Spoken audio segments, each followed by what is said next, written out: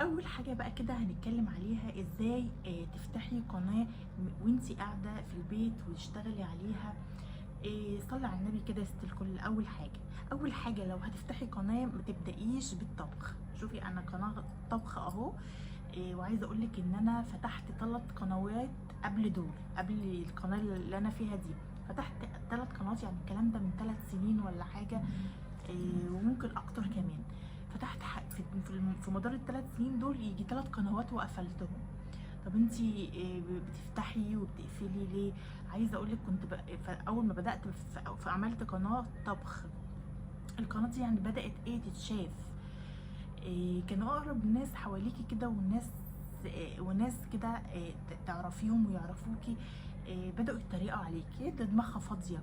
كنت ادخل بقى مثلا كان يبقى الفيديو مثلا في الاول يجيب 20 مشاهدة، يجيب مش عارفة 8 مشاهدات، واغلبهم بتبقى من الايميلات اللي انا عاملاها. كان ادخل مثلا لصاحبتي دي، ادخلي اتفرجي على الفيديو ده، حتى واللي اتنفض واللي مثلا تقولي خلاص ماشي وشفته وهي اصلا ما شافتوش، ولان اغلب المشاهدات بتبقى انا اللي شايفاها، واللي اتريقوا عليكي على الفيس، على الفيسبوك وعلى المقدمه اللي انت بتقوليها. ف... فهتلاقي الناس حواليك بتحبطك كتير. وانا للاسف كنت استسلمت لده، يعني كنت خلاص يعني الاقي مثلا الناس بتتريق عليا، اروح جايه مكسوفه، اروح جايه قافله القناه. كانت ممكن بقى خلاص بدات الفيديوهات بقى اللي هي اول قناه عملتها، بدا الفيديو يجيب مثلا 700 مشاهده. 700 مشاهده دي القناه مبتدئه لسه، او وخلاص ده في 1000 مشاهده. في فيديو عندي جاب 45,000 مشاهده، والله العظيم زي ما بكلمكم كده. كنت عملت فيديو بلح الشام، والفيديو ده كسر الدنيا، جاب 45,000 مشاهدة. وبالرغم من كده برضو قفلت القناة. بسبب ايه؟ بسبب ان انا استسلمت لكلام الناس، ان انا بصيت لتحت رجليا. انت المفروض دخلتي مثلا خلاص في مشروع من بيتك اهو، ما تبصيش تحت رجليكي ولا تبصي لحد. ما هو مش هتنجحي في المشروع من اول شهر ولا اول شهرين، ولا ممكن تقعدي سنة مثلا. يعني انا عايزه اقول لكم لحد دلوقتي انا بقالي سنه اهو في القناه، ولسه القناه بتاعتي يعني ما اشتغلتش. الناس مش حابه تشوف الطبخ، او مثلا مش حابه وصفاتك، او مثلا انا هدخل ادور على وصفه، مش هدخل لك انت لسه قناتك صغيره. انا هدخل مثلا للشيف مش عارفه فين، شيف مين، شيف كذا، شيف كبيره تكون معروفه، مثلا شيف ناديه السيد، شيف فاطمه بوحاتي. هدخل عند دي اتفرج عليها. مش هدخل على القناه دي، كان هدخل على قناة يعني على فيديو جايب مثلا 20 مشاهده ليه، او فيديو جايب 50 مشاهده ليه. ما انا اروح بقى الله شوف الفيديو ده جايب مليون مشاهده، طب انا اروح اخد الوصفه من عند الشيف كذا. فاهمه؟ فانت لو حابه ان انت تفتحي قناه طبخ، او تبداي ان انت تعملي قناه على اليوتيوب، بلاش، والله نصيحه مني، بلاش تبداي بقناه طبخ. ابدأي بأي محتوى تاني. يعني مثلا عندك شوفي انت حابة مثلا تعملي ايه. بتعرفي مثلا تعملي حاجات هاند ميد كده، اطلعي اعمليها. مثلا بتعرفي تدي نصيحة، مثلا نصايح للتوفير. مثلا انت محفظة قرآن، تطلعي تحفظي قرآن. بتدي دروس دينية، تطلعي تدي دروس دينية. بس عايزة اقولك الطبخ لا، ما انا مثلا انا داخله ادور على وصفه، مع ان انا بعمل وصفات يعني ما شاء الله وناجحه جدا. بس انا مثلا كواحده داخله على اليوتيوب، انا عارفه الشيف الفلانيه اللي هي جايبه مليون مشاهده، انا اروح اشوف الوصفه عندها. فما تبدايش بقناه طبخ نهائي. شوفي اي حاجه تانية واعمليها، اي حاجه تانية.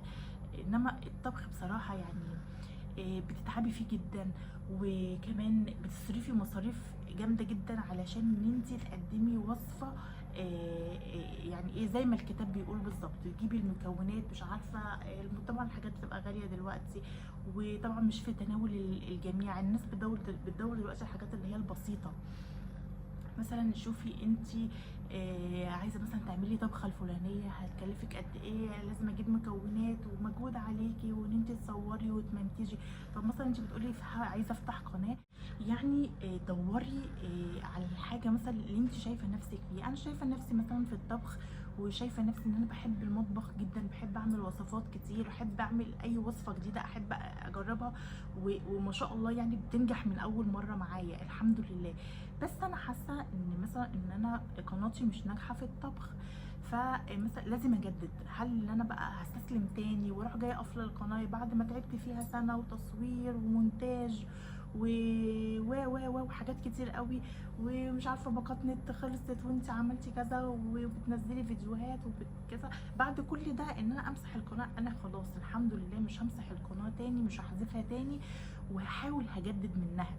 فانت لو حابه تعملي قناه ما تبدايش، نصيحه مني ما تبدايش بالطبخ، لان قنوات الطبخ مليانه جدا، وفي الشيف الكبيره وفي الشيف الصغيره وفي حاجات مثلا بتبقى مثلا تبقى وصفه عاديه ومش معموله مظبوطه، والوصفه دي مثلا تفرقع معاكي.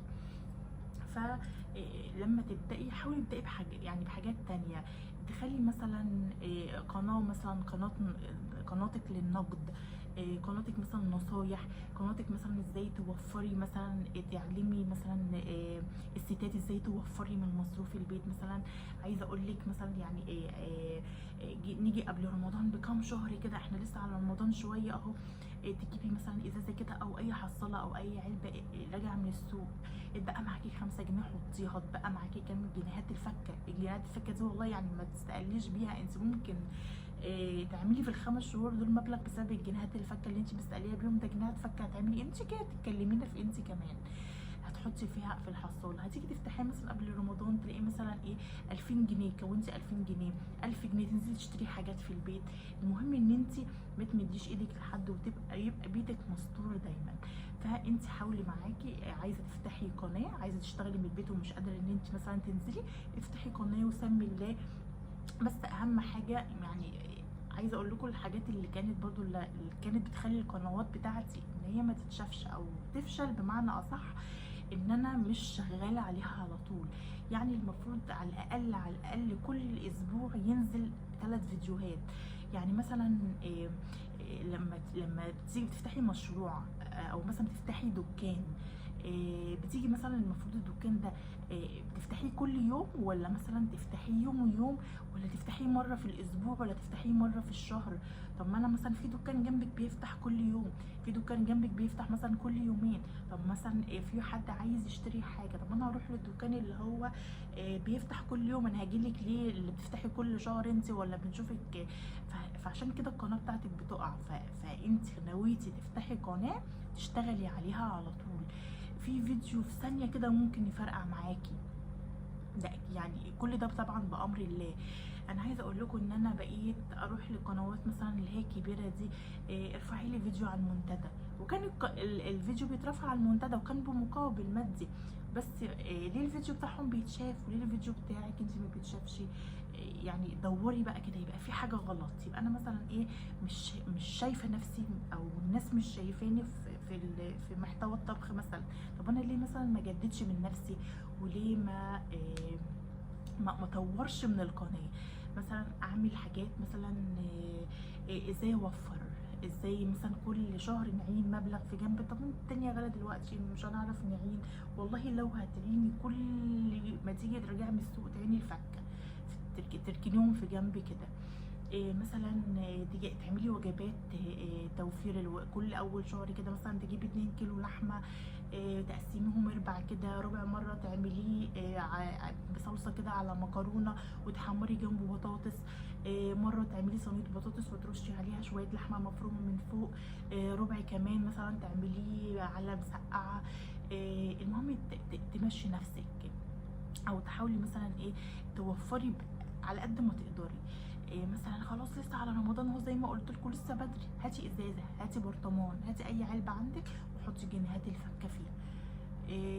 طب انا دلوقتي، طب الدنيا غلقت، جنيهات الفكه اكيد بترجعي من السوق في جنيهات فكه، في شنطه بنتك مثلا جنيه فكه، في جيب جوزك وانت بتغسلي طلعتي جنيهات فكه حطيهم. هتيجي والله العظيم قبل رمضان هتلاقي معاكي مبلغ تنزلي بقى تشتري بيه لحوم، تنزلي تشتري بيه طلبات لبيتك. المهم ان انت ما تتحوجيش ويبقى بيتك مستور. فانت لو حابه تعملي طبعا زي ما قلت لك قناه على اليوتيوب، ابدأي الاول كده وسمي الله، بس لازم تفضلي شغاله عليها على طول، ما تعمليش زي حالاتي. انا زي ما قلت لك فتحت كذا قناه قبل كده وقفلتها بسبب ان انا مثلا كنت بتحرج كده في الاول، الاقي حد يتريق عليا، لا لا لا ده انا اقفلها، عيب اللي انت بتعمليه ده، لا الشغل مش عيب. شوفوا اللي قنواتها اهي واقعه اهي وما بتتشافش وبرده مفيش فايده، وانت فاكره نفسك شيف. لا انا مش شيف، بس انا بحب الطبخ والحمد لله بعمل وصفات، حتى لو الوصفه دي اول مره بعملها بتطلع ناجحه الحمد لله، يعني بتطلع ناجحه. بس ممكن ربنا مش كاتب لي مثلا الخير ان انا امشي اكمل في الطريق ده، فخلاص انا شايفه ان مثلا الناس مش شايفاني في الطبخ، فخلاص اقفل القناه بقى بعد ما تعبت فيها وصرفت عليها مصاريف كتير قوي ومش عارفه. طب احنا دلوقتي لو فتحنا مثلا قناه، طب احنا معناش موبايل، صوري باي موبايل. عايزه اقول لك اول قناه فتحتها ما كانش عندي حامل. عارفه كنت بعمل ايه؟ كنت بجيب التليفون بتاعي، وكان تليفون سامسونج اللي هو العادي ده خالص، كنت بربطه في عارفه عصايه المقشه، في المقشه، وافضل سنداه كده على الباب واصور بيه. والله العظيم زي ما بكلمك كده، افضل مثلا احطها على سنداه باي حاجه كده. كنت الاول بطلع بايدي، ما طلعتش بوشي على طول، اسنداه على اي حاجه كده، على الهون مثلا، ايد هون كده، واحط كوبايه كمان واصور الفيديو. كان والله الفيديو كان بيطلع حلو. طب احنا ما بنعرفش نعمل مونتاج، ادخلي على اليوتيوب هتلاقي 100 قناه ولا 500 قناه منزله ازاي تمنتجي فيديو، وازاي ان انت تعملي قناه على اليوتيوب. هتلاقي قنوات كتير منزله الحاجات دي. اعرفي، حاولي ان انت تجددي، ما تفضليش واقفه مثلا مصمره ان انت تاكلي وتشربي وتفضلي قاعده على التلفزيون او ماسكه التليفون. طب ازاي ان انا بقى ساعه؟ اصل الفلوس مش هتجيلك كده تنزل عليكي مطر، لازم انت تفضلي تنخوري كده بمعنى اصح، ان انت لازم تجتهدي. زي ما قلنا كده في الاول. عايزه اقول لكم كمان، جيت عملت قناه في مره اللي هي روتينات وتحديات الاكل، وبعدين برضو رجعت تاني، برضو الناس فيه قعدوا يضحكوا وقعدوا يتريقوا ومش عارفه ايه. قعدت اقول برضو في نفسي، برضو استسلمت بصراحه. ايه ده اللي انا بعمله ده؟ برضو ما ايه الهيافه اللي انا بعملها دي؟ طب انا خلاص هقفلها. وعايزه اقول لكم والله برضو القناه دي كانت بتجيب مشاهدات بتعدي، يعني اقل فيديو كان مثلا ايه بيبقى مثلا 800 700 1000، وفي اللي يجيب 2000 وفي اللي جاب 4000. والله العظيم برضو قفلتها، جيت فجأة كده قفلتها خلاص، ان انا بستسلم. فما تستسلميش، سيب اللي يتكلم، سيب اللي يقول العبيطة هي يقول.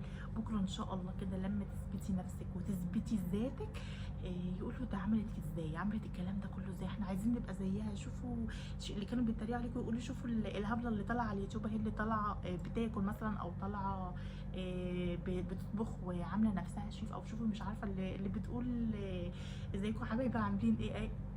خلي اللي يتكلم، ما تبصيش وراكي، ما تبصيش تحت رجلك. اثبتي نفسك واثبتي ذاتك وحققي حلمك وامشي ورا هدفك. حاولي ان انت على قد ما تقدري ان انت تثبتي نفسك، وان انت يبقى ليكي دخل، انت ليكي انت. ما تبقيش قاعده مثلا قاعده عماله مثلا تشتكي تقولي ده مفيش، ده معيش. انا بقول لك اهو، بقلل الامكانيات. شوفي موبايلك، بقول لك كنت بربطه والله العظيم في عصايه المقشه، وكنت بصور بيه لحد الحمد لله ربنا ما كرمني، جبت حامل للموبايل اللي هو زي المشبك ده، كان اياميها ب 25 جنيه. جيب بعد كده اما طورت في القناه اللي بعدها، بقول لكم بقى انا عملت قنوات كتير، القناه اللي بعدها جبت بقى الحمل اللي هو ده، وعايزه اقول لكم برده اتكسر، بس يعني انا بعرف اظبطه. فان شاء الله انا يعني على قد ما اقدر هحاول ان انا انوع في القناه، مش هتبقى طبخ بس، هتبقى عباره عن وصفات للتوفير، فيديوهات تحفيز، ان انا ازاي احفزك ان انت تعملي مثلا مشروع من بيتك، احفزك ان انت ازاي تحوشي ويبقى ليكي مثلا قرش مخليه كده على جنب، احفزك ان انت مثلا زي ما انت قاعده كسلانه كده، قومي كده اتنشطي واشتغلي. مش لازم ان انت تيجي الشغل ان انت تنزلي وتتبهدلي عشان انت معاكي اولاد والدراسه وداخله وكده، فمش هعرف. فانا بقول لك اهو، لو معاكي موبايل صغير قد كده اربطيه في عصايه المقشه وصوري، اعملي مثلا اي حاجه، اعملي فيديو مثلا لو انت شايفه نفسك ان انت شاطره في القران، وان انت بتقراي كويس وبتجويد وكده، اطلعي اعملي قناه كده. يعني ما تنزليش اهو من بيتك، مش هتنزلي من بيتك اهو، اعملي قناه وان شاء الله ربنا يكرمك فيها. وما تستسلميش، ومفيش حد بيطلع السلم مره واحده، مفيش الكلام ده. السلم بتاخديه سلمه سلمه. يعني مفيش قناه هاتيلي قناه كده في ساعتها، غير بقى القنوات اللي اترفعت وبيرفعوا مثلا ايه قرايبهم، ولادهم، اخواتهم كده ماشي، انما مفيش قناه اترفعت في ساعتها. كل القنوات ابتدت صغيره، واسالي اي قناه هتلاقيها داخله تتكلم في كده. كل القنوات ابتدت صغيره، وبعد كده اتشافت بعد سنه، بعد سنتين، بعد 3. المهم ما تيأسيش، ما تسيبيش القناه بتاعتك وتهمليها كده وتقولي ده انا هنزل، لا انا مش قادره النهارده. اعتبريها زي محل او زي مشروع انت عاملاه، او زي محل كده. ما ينفعش ان انت تفتحي المحل يوم وتقفليه 10. ما ينفعش ان انت تفتحي المحل مثلا كل اسبوع وتسيبيه مثلا شهر، ولا لا، اعتبريه بقى مشروع. وانا ده اللي ان شاء الله انا سمعت فيديو على قناه هي اللي حفزتني. طب انت عامله القناه وسايباها كده، يوم بتنزلي و10 لا، يوم بتنزلي و10 لا، والقناه بتاعتك تبقى الفيديوهات المؤرشفه، تدخل في الفيديوهات المؤرشفه وقناتك ما تتشافش. لا طب ليه؟ طب ما تعتبريها بقى مشروع وتعبي عليها شويه. ومش لازم طبخ، خلاص الناس مش شايفاكي في الطبخ، خلاص جددي بقى، حاولي جددي، ما تقفيش. ما تفضليش مثلا الناس برضو مش شايفاكي في الطبخ وتفضلي تطبخي، الناس مش حاباكي في الطبخ وتفضلي تعملي وصفات، اصلا مش بالعافيه. جددي بقى، جددي، اعملي بقى. هعمل ان شاء الله روتينات تحفيزيه. هعمل ان شاء الله ان انا اطلع اتكلم معاكم في اي حاجه، اطلع اتكلم في بس في مشاكل اي واحده عندها مشكله كده. ازاي ان انت تجددي من نفسك، ازاي ان انت تجددي من بيتك باقل الامكانيات، ازاي ان انت مثلا تحوشي، ازاي ان انت توفري، ازاي ان انا اعمل وجبات توفير. مش لازم كل يوم تاكلي لحمه وفراخ وسمك، لا، في وجبات كتير وبتعوضيها مكان اللحمه والفراخ، في الكشري المصري، في الكشري الاصفر، وفي مش لازم. حاولي على قد ما تقدري ان انت توفري. وده بقى الفيديو اللي انا كنت طالعه اتكلم معاكم فيه النهارده، وبصراحه وفتحت لكم والله وبكلمكم بكل صراحه. عايزه اقول لكم انا فشلت في قنوات كتير. بس الفشل اللي انا فشلته اللي هو ان انا كنت بسمع كلام الناس، او كنت بسمع اراء الناس. ما كنتش مثلا ايه اقول ايه ما بركزش مع، لا كنت بركز. كنت بزعل جدا وكنت بتضايق وكنت اتكسف اروح جاري قافله القناه اول ما الاقي حد بيعجبني او الاقي حد بيتريق عليا. بس من النهارده لا، مش هعمل كده. هحط حلم قدامي واحط هدف قدامي وان شاء الله هوصله. مش شرط ان انا مش هزهقكم طبعا بالطبخ تاني. انتوا مش شايفيني مثلا في الطبخ، او مش شايفين مش حابين وصفاتي، اما لا انا اروح اعمل وصفه للشيف الفلاني الاكبر. خلاص هنعمل، هغير برضو في فيديوهات القناه، هنوعها، مش هخليها محتوى واحد، لا محتوى متنوع كده. وان شاء الله هفضل باستمراريه. لو ما نزلتش يوميا هيبقى يوم ويوم. المهم على الاقل 3 فيديوهات في الاسبوع باذن الله هنزلهم، وده اللي انا ناويه اعمله. اعتبرها دكانه او محل بيتفتح، ان انا لازم انزل افتحه، ان انا بدفع له مثلا، هعتبر ان انا بدفع له زي ايجار، وان انا لازم انزل افتحه. مش هقفله بالشهر تاني، مش هقفله بال10 ايام واقعد اقول احط ايدي على خدي كده اقول لا اصل انا مكسله. لا، لو هطلع لايف المهم ان انا هنزل فيديو في الاسبوع، كل اسبوع 3 فيديوهات اقل حاجه. مش هركن قناتي تاني، مش هدخلها تاني، زي اعتبرها زي ارشيف كده، فيديوهات ارشيفيه. فان شاء الله لو انت بقى ناويه تفتحي القناه زي ما قلت لك يا حبيبه اختك، ما بلاش طبخ في الاول خالص. والله هتبذلي مجهود، هتبذلي مصاريف كتير. غير ان انت عايزه كل حاجه تطلع زي مثلا ايه زي الشيف دي، لا انا عايزه اطلع الوصفه نفس الشيف دي. فهتلاقي نفسك تعبتي، وهتلاقي نفسك زهقتي ومليتي. فبلاش، لو هتبدأي بلاش. اطلعي اتكلمي مع الناس، اطلعي مثلا احكوا مع بعض، شوفي مثلا اتكلموا في الاسعار، اسعار الحاجات اللي احنا بقينا فيها. عايزه اقول لك ان انا جايبه امبارح 2 كيلو طماطم و2 كيلو بطاطس ب100 جنيه والله العظيم زي ما بكلمكم كده. يعني الواحد بقى واقف مصدوم والله. اطلعي اتكلمي معاهم في حاجات مفيده. ف... فان شاء الله ان انا مش هثبت على الطبخ بس، هحاول انوع في القناه، مش هغيب عن القناه تاني ومش ههملها تاني، هبدا اطور فيها. ويا رب ان شاء الله اكون عند حسن ظنكم، مش هتكسف تاني وهسيب اللي يتريق ومش هقفل القناه تاني، هسيبها ان شاء الله مفتوحه، وان شاء الله تبقى مصدر رزق ليا ان شاء الله باذن الله. لو بقى ان شاء الله الفيديو كده عجبكم وحسيتي ان انت استفدتي باي كلمه، حتى ولو كلمه اتقالت مني، ما تبخليش على اختك بلايك، وما تبخليش عليا باشتراك لو انت اول مره تشوفي القناه عندي. واتمنى ان شاء الله يكون الفيديو عجبك، وان شاء الله استنى الفيديو الجاي. هنعمل كده وجبات توفير. هقول لكم برضو بالورقه والقلم كده، لو انت مثلا مرتبك 2000 جنيه او مرتبك 3 او مرتبك 1500 ودول اللي معاكي ومش عارفه ايه، بالورقه والقلم كده هنحسبها، وهنتكلم ازاي نجيب حاجات تكفينا وتستر بيتنا، ما تحوجناش لحد، ما تخليناش نيجي نمد ايدينا لحد. باذن الله ان شاء الله اشوفكم ان شاء الله الفيديو الجاي على خير، والسلام عليكم ورحمه الله وبركاته، وجمعه مباركه عليكم.